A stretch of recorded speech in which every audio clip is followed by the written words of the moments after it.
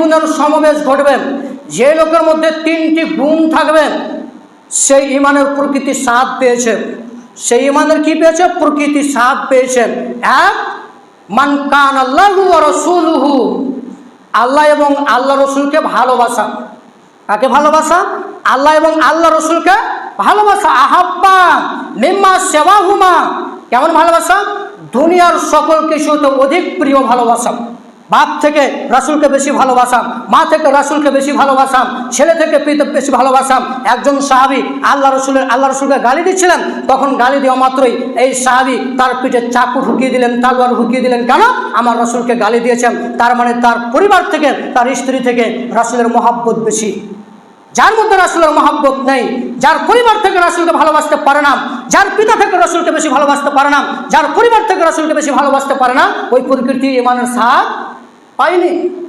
2 নম্বরে তিনি রাসূল সাল্লাল্লাহু আলাইহি ওয়াসাল্লাম বললেন যে ওয়ামান আহাব্বা আবদান ইল্লা লিল্লাহ, এবং মানুষকে ভালোবাসবে একমাত্র আল্লাহর উদ্দেশ্যে।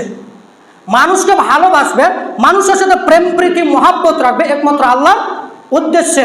3 নম্বরে তিনি বললেন যে কুফরি থেকে নাজাত প্রাপ্ত ঈমান ও ইসলামের আলো গ্রহণ করার পরে ওই লোকটি আবার কুফরি হয়ে গেছে, ওই লোকটি আবার সালাত আদায় করে না, ওই লোকটি আবার কুফরির মধ্যে নিযুক্ত হয়ে গেছে।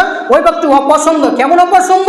যেমন লোকটি আগুনে নিক্ষিপ্ত হওয়া অপছন্দ করে, ওই লোকটি ইসলাম থেকে বের হয়ে গেছে, কুফরি হয়ে গেছে।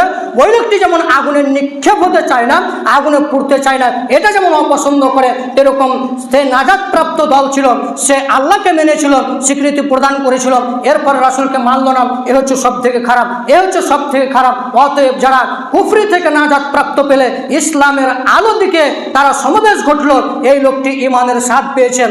এই লোকটির দ্বারা আর কোনোদিন ভুল হবে না। এই লোকটি ইমান পেয়েছেন, এই লোকটি সঠিক রাস্তা পেয়েছেন। আমরা পরবর্তী আলোচনা করব ইমানের স্বাদ কিভাবে নেবেন।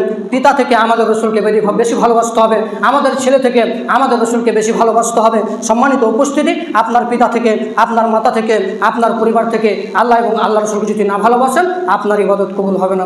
ইবনে উমর বলেছিলেন, আল্লাহ রাসূল আপনাকে অধিক ভালোবাসে। তখন আল্লাহ রাসূল বলেছিলেন যে তুমি কি তোমার জান থেকে করছে? জি না।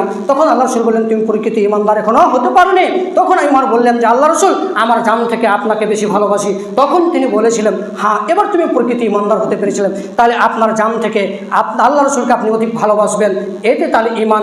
এর নাম হচ্ছে ইমান, রাসূলকে ভালোবাসান। আল্লাহ তুমি সকল মানুষকে ইমানের উপর টিকে থাকার তৌফিক দান করো।